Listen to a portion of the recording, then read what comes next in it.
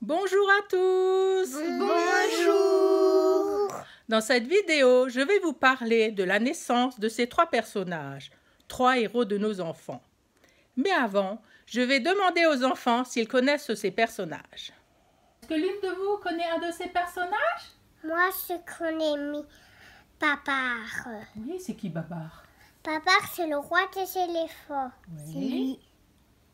Et qui encore, tu connais? Je connais Mickey. C'est qui Mickey? C'est lui. C'est une souris. Une souris? Elle a une copine? Oui. Comment elle s'appelle sa copine? C'est Minnie. Et il a aussi des amis? Tu connais les amis de Mickey? Oui. Taco, Donald, Ouais. Minnie et aussi Tessie. Oui. Moi, je connais aussi Babar. Oui, qu'est-ce que tu connais de Babar? C'est le roi Oui. d'éléphants. Est-ce qu'il a des enfants? Oui. C'est qui? Oui. Il a Pomme, Alexandre et Fleur. D'accord. Fleur. Et la maman? Céleste Oui. et Céleste. Et quelqu'un connaît le dernier personnage? Mais oui, Minilou. Oui, c'est quoi Minilou, je Minilou? le connais. Moi connais? aussi. Tu l'as vu où, Minilou? C'est moi à la télé. Oui, et c'est quoi Minilou? Minilou, Salou et c'est aussi Feu à l'école. Ah, Minilou à l'école. Oui, la livre. D'accord. Minilou, c'est un loup très gentil. Il aime Oui. bien jouer avec ses amis. Des fois, il embête un peu les filles, mais ça va. Sinon. Mickey est un personnage qu'on voit à la télé, dans les livres. C'est un personnage de Disney. Mickey, c'est une souris. Il a des amis. Il a Dingo, Daisy, Donald.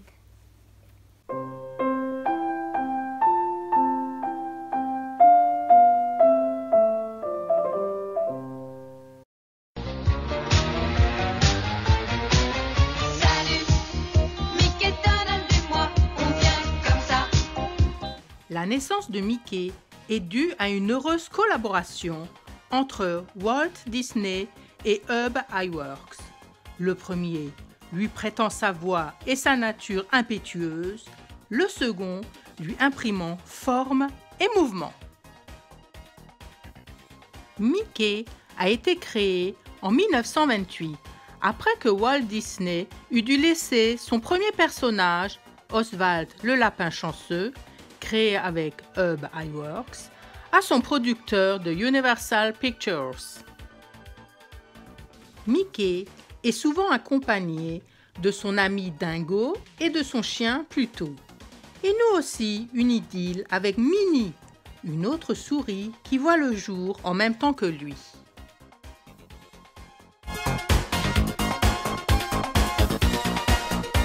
La légende veut que le choix de se porter sur une souris viendrait du fait que Walt était parvenu, dans son ancien studio de Kansas City, à en apprivoiser une qu'il avait dénommée Mortimer, nom qu'il attribue dans la foulée à son nouveau personnage. Mais sa femme, Lillian, trouvant ce nom peu vendeur, proposa Mickey.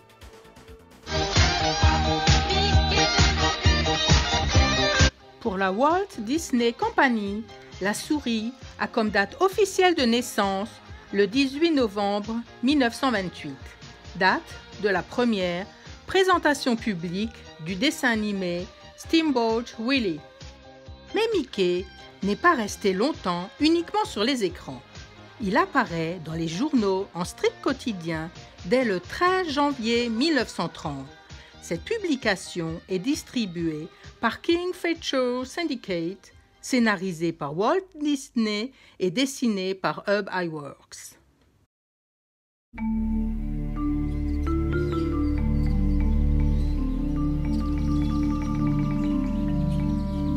Babar est né pendant l'été 1930 en Seine-et-Marne, dans la commune de Chessy, aujourd'hui à côté de Disneyland Paris.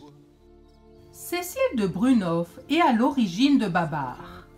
Elle a coutume de raconter des histoires à ses deux fils, Laurent et Mathieu. Parmi celles-ci, celle qui décrit les aventures d'un petit éléphant qui s'enfuit de la forêt pour échapper aux chasseurs et arrive dans une ville où il s'habille comme un homme. Revenu chez lui en voiture, il y rapporte les bénéfices de la civilisation et est couronné roi des éléphants. Je te raconterai quelque chose. La famille de Brunhoff reçoit une lettre de leur cousine envoyée du Kenya. Il y est écrit qu'un éléphanteau blessé par des chasseurs d'ivoire et recueilli par la femme de l'ambassadeur belge serait devenu la coqueluche de leurs enfants. C'est ainsi que Babar aurait germé dans l'imaginaire de Cécile de Brunhoff. Le récit de leur mère leur plaît tellement que Laurent, alors 5 ans, et Mathieu, 4 ans, le racontent à leur père, Jean de Brunhoff, artiste peintre, afin qu'il dessine l'éléphant. L'idée lui vient alors d'en faire un livre illustré pour un usage familial.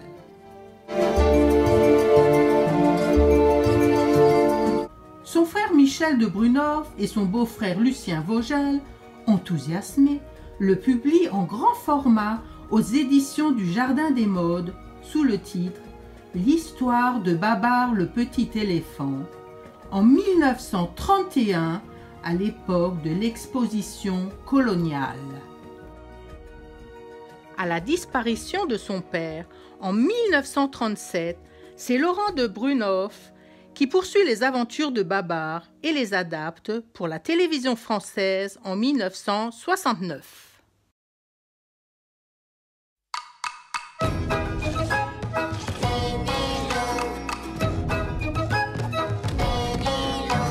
C'est en 1991 que Philippe Mater, illustrateur depuis 1982, inventait pour la première fois un personnage prénommé Minilou.